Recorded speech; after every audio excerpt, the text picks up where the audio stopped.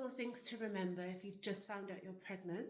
Obviously confirm the pregnancy. You can do that at your GP, that's your general practitioner, and they can do that via a urine test or a blood test.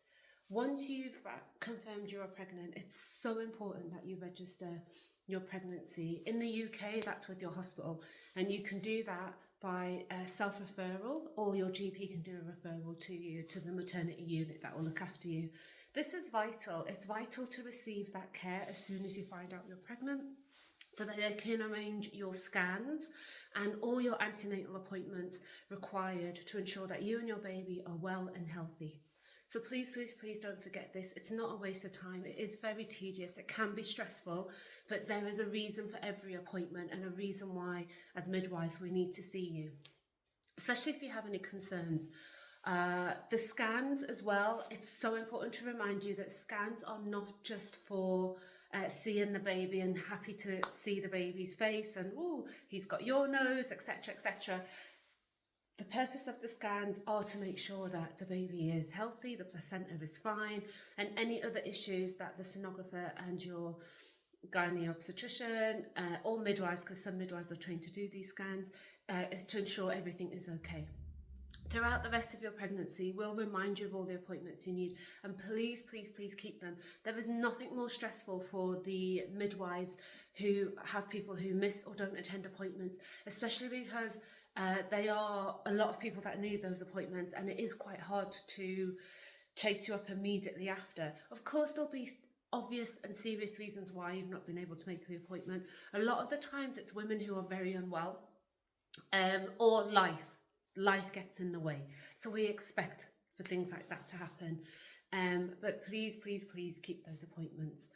The other thing is, as soon as you're having any spotting, so any bleeding you're noticing on your knickers or pads, it doesn't have to be obvious, it could just be little drops.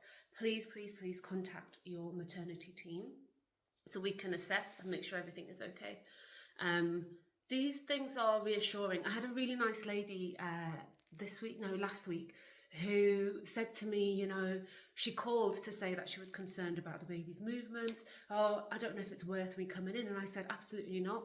If you're worried or you're concerned, please come in. And she was so apologetic throughout the whole appointment. And I had to keep reminding her not to be apologetic, because it only takes that one time you don't make that phone call, that one time you don't come into the hospital, that something unfortunate or serious happens. So please, please, please, there's a lot of pleading in this video, but it's because it's really important. So if you're worried or you have any concerns whatsoever, please ring us. Let us go through triage over the phone, ask you a number of questions, and then the likelihood is we're going to call you in or signpost you to the right place that you need to be. The other thing that I think is important during this antenatal phase, when you found out you're pregnant, as well as your appointments, is that you take the antenatal vitamins that you need to have, especially the folic acid, the first 12 weeks. This is so important for babies' growth and development of the spine and brain.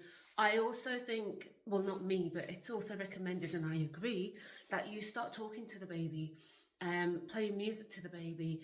We know now through research that these are incredible tools of bonding and development. And one of my most favourite things, if I haven't said it before, that I love after a baby is born, is when the parents or a familiar voice to that baby speaks and the baby's head turns. It's beautiful, you know, the bonding's already started. That being said, again, I met someone last week who, after having a few miscarriages, the bonding process, the acknowledgement of the pregnancy and sharing of that pregnancy was extremely difficult. And I just said to her, it is normal for her to feel that way. It would be almost strange that she didn't feel that way. So we do understand if you are struggling to attach or bond with that pregnancy based on maybe the history or the journey you've had to get to that pregnancy. But what I will say is, please talk to us, please talk to your midwife, because we want to be there to support you, even if it's just to listen. And sometimes that's all you need, just for someone to listen to you. So that's what we're here for. Antenatal classes, attend them. There's many that you can go on for free. There are many that you pay for. I would say attend them. Some are better than others, absolutely, but all that information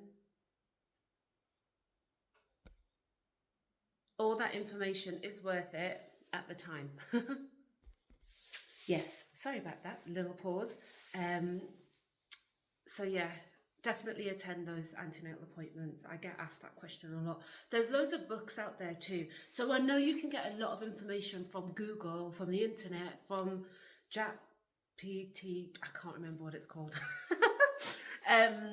From social media. And actually, some people's experiences are worth it, but you also want to get professional information to make well-informed decisions.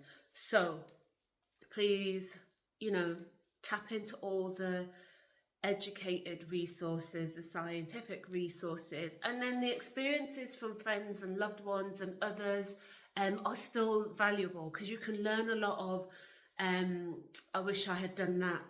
Those are really good things to learn from. People often say, I wish I knew this, or I wish I'd done this. But don't be frightened by people's experiences also. I know it's easy for me to say all of this, but I hope this helps. So what to do once you find out you're pregnant.